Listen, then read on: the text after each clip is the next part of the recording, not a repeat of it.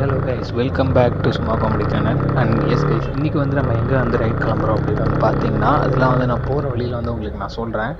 இப்போ வந்து நம்ம கரெக்டாக எங்கே இருக்கோம் அப்படின்னு வந்து பார்த்தீங்கன்னா, நம்ம குரோம்பேட் பிரிட்ஜ் இறங்கி வந்து போய்கிட்டு இருக்கோம். போகிற வழியில் உங்களுக்கு எல்லாமே நான் வந்து டீட்டெயிலாக சொல்கிறேன்.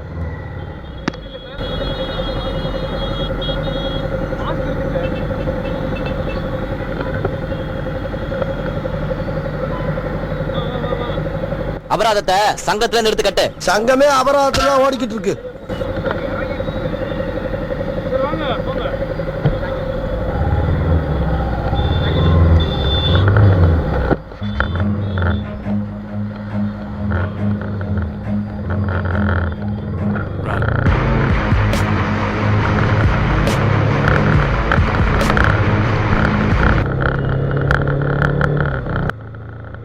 வேறு ஒன்றும் இல்லை, பார்த்தீங்கன்னா உங்களுக்கே தெரிஞ்சிருக்கும். இந்த வாட்டியும் நம்ம பஸ்டட் தான்.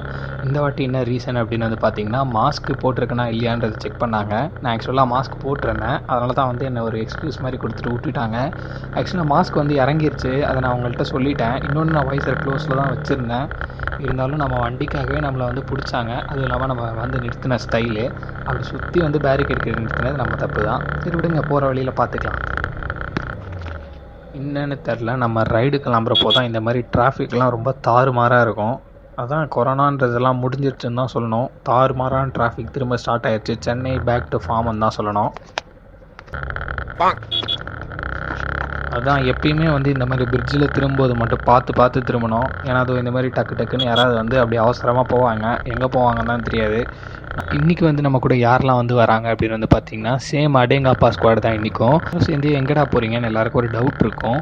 ஆக்சுவலாக வந்து தம்ப்நெயில் பார்த்தவங்களுக்குலாம் ஒரு ஐடியா இருக்கும் எங்கே அப்படின்ட்டு. ஹிடன் லேக் அப்படின்ற பிளேஸுக்கு தான் வந்து நம்ம போய்கிட்டு இருக்கோம்.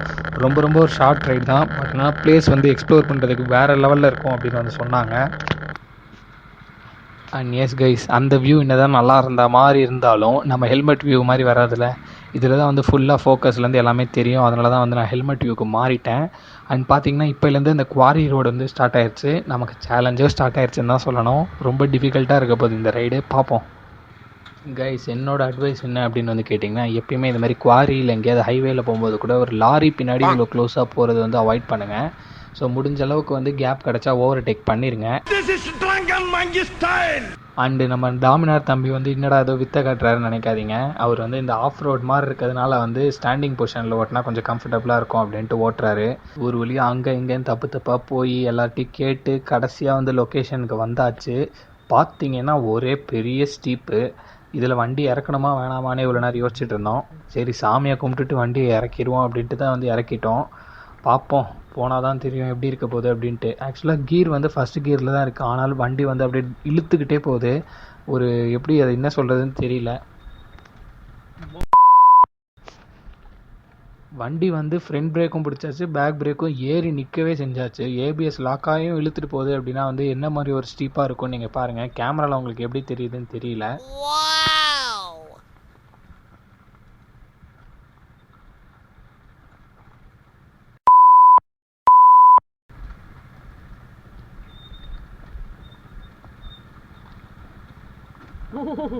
Bro, zero acceleration.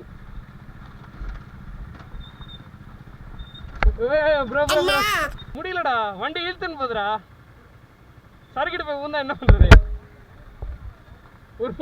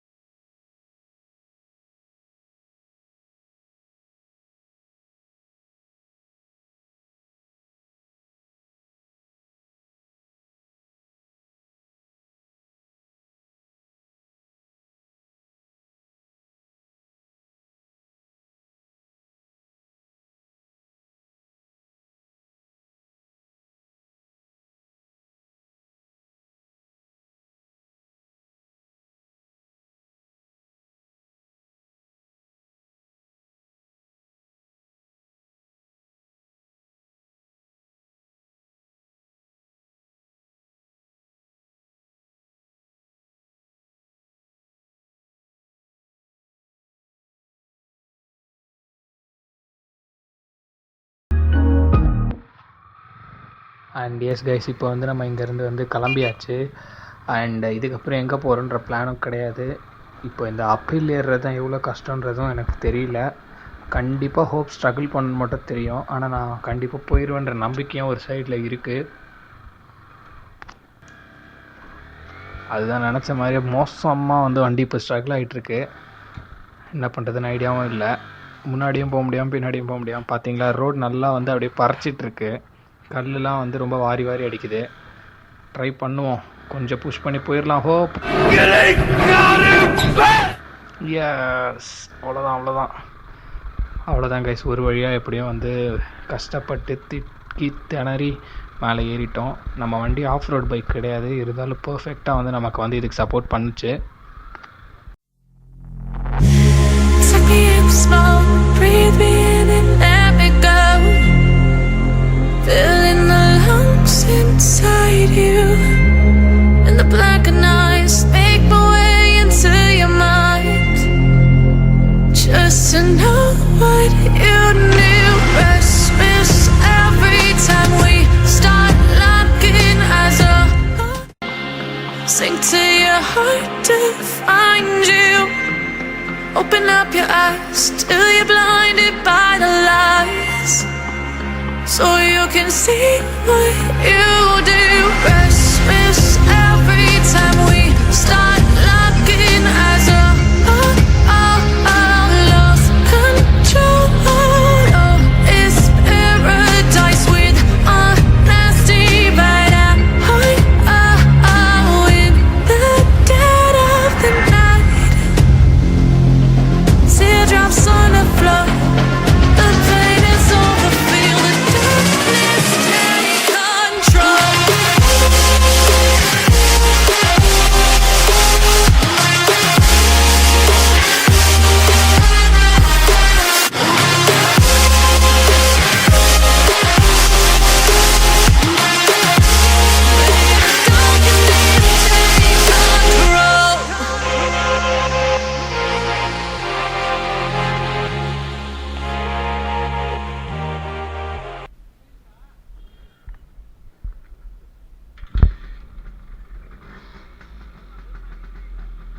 இவ்வளோதான் ஆக்சிலேஷனேவா?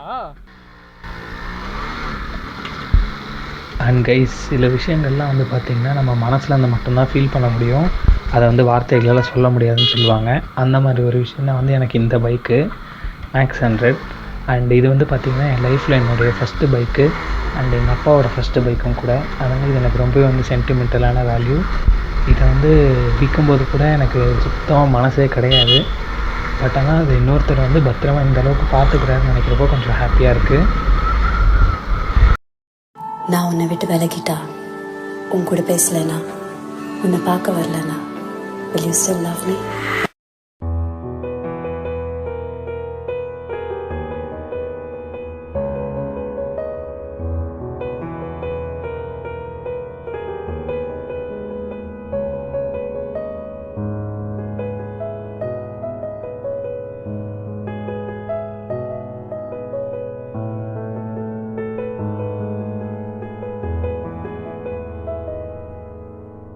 போகாதே போகாதே, நீ இருந்தால் நான் இருப்பேன். போகாதே போகாதே, நீ பிரிந்தால் நான் இருப்பேன். உன்னோடு வாழ்ந்த காலங்கள் யாவும் கனவாய் என்னை மூடுதடி. யாரென்று நீயும் என்னை பார்க்கும்போது உயிரே உயிர்